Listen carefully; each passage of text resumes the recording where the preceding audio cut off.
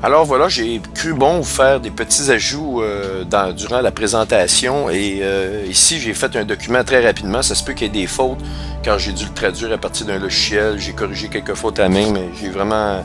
Le temps se fait très court actuellement et j'ai des pressions personnelles sur moi assez importantes. Mais vous devez savoir absolument ces choses-là. L'incident de Roswell, Elenin, le nombre 666 et l'annonce de la venue d'un nouvel ordre mondial satanique. C'est quoi le rapport? Eh bien, je vais vous montrer une relation absolument évidente de toutes ces choses-là. Et ça met encore l'accent sur le fait qu'Elenin correspond aux prophéties, que ce soit des Hopis, mais aussi les prophéties bibliques nous parlent d'Elenin. On va le voir. Vous allez le voir lorsque vous allez avancer plus loin dans les prophéties, lorsqu'on va toucher spécifiquement la Bible en détail, eh bien, je vais vous démontrer pratiquement hors de tout doute raisonnable qu'Elenin est prophétisé dans la Bible.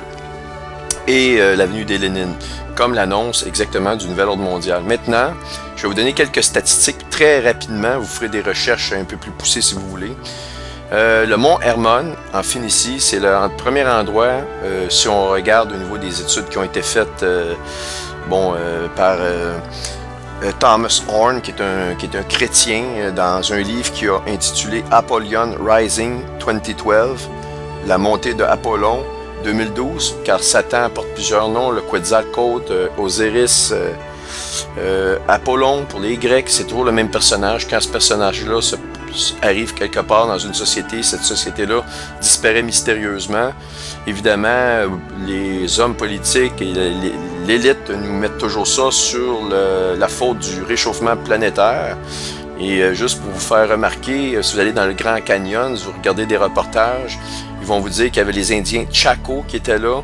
Ils s'étaient même fait des grottes sur les parois le long des vallées du Grand Canyon. Et ils vous disent que c'est à cause de la venue d'un barrage il y a une trentaine d'années que la rivière s'est desséchée et donc avec aussi le réchauffement planétaire.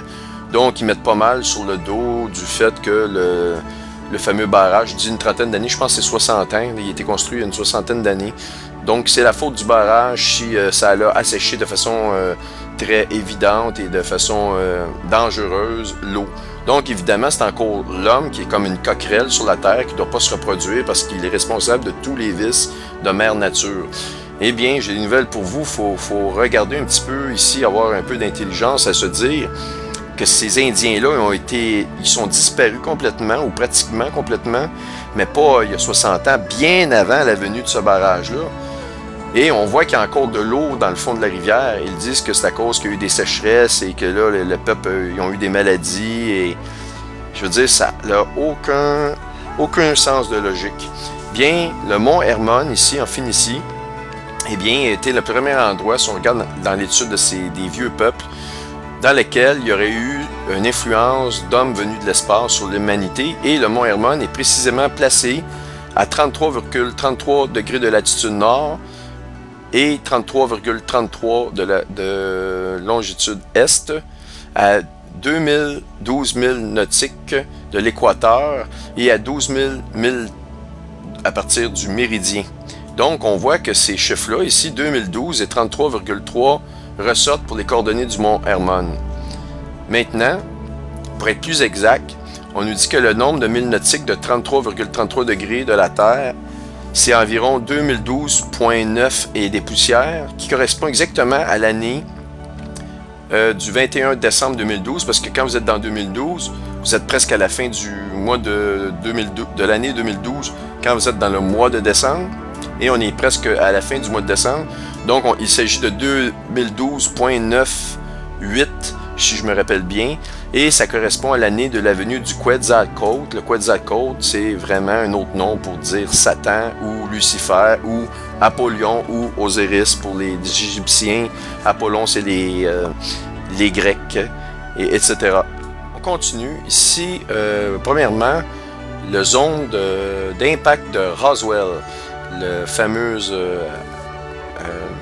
objet volant non identifié qui s'était écrasé en 1947, dans la région de Roswell, eh bien, est tombé à une latitude nord de 33 degrés à une distance de 2012 000 nautiques de l'équateur.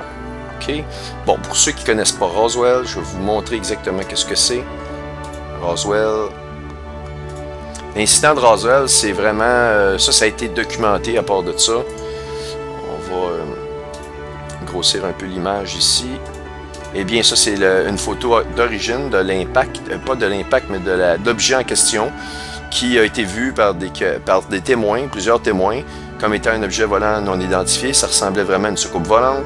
Elle s'est écrasée et dans la cour d'un fermier. Et celui-ci, a appelé les autorités. L'armée est arrivée, ils ont fermé, ils ont mis si vous voulez, ils ont rendu l'endroit inaccessible au public. Ils ont pris contrôle de la situation, ils ont tout ramassé. Et ils ont dit que c'était un ballon atmosphérique qui s'était écrasé à cet endroit-là. Eh bien, oui, il y en a des sceptiques, vous devez vous marrer de ce que je vous dis, ceux qui sont sceptiques. Sauf que les coordonnées, vous pourrez vérifier les coordonnées que j'ai données du 33 et du 12 000 nautiques. Et vous allez vous rendre compte que c'est authentique. Donc, posez-vous la question, c'est quoi encore une fois la relation entre un objet, si vous ne croyez pas que c'est un ovni, mais c'est exactement dans des coordonnées bien précises. Et j'ai pas fini de vous en montrer à partir de ces coordonnées-là.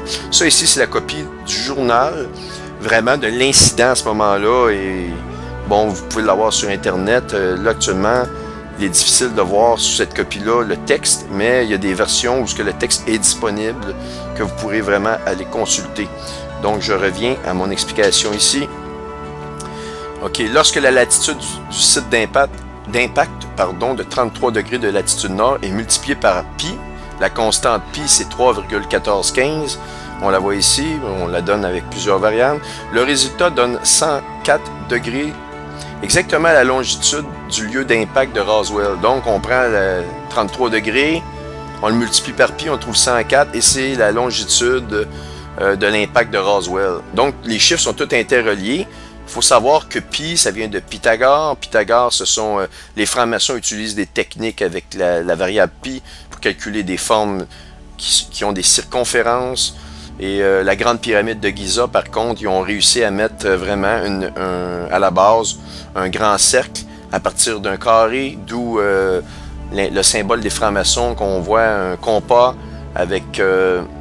alentour d'un cercle, donc ils sont obsédés par les formes parfaites carrées ou arrondies, et c'est une de leurs... donc ce sont les grands poseurs de pierre, les francs-maçons, et donc la valeur de pi est l'un des numéros les plus importants de la géométrie. C'est exactement ce que je vous explique ici, et pi, c'est une variable qui est trouvée, qui est la seule constante qui relie un carré à un cercle, et je vais revenir, c'est relié au chiffre 666 qui est expliqué dans la Bible.